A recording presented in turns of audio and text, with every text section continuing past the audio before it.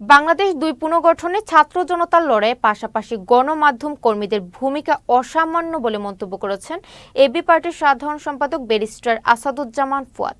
মঙ্গলবার সাংবাদিকদের সম্মানে আয়োজিত ইফতার ও দোয়া মাহফিলে এই মন্তব্য করেন তিনি। অনুষ্ঠানে দলটির চেয়ারম্যান মুজিবুর রহমান মঞ্জু এবং বিভিন্ন স্তরের নেতাকর্মী ছাড়াও বিভিন্ন গণমাধ্যমের সাংবাদিকরা উপস্থিত ছিলেন।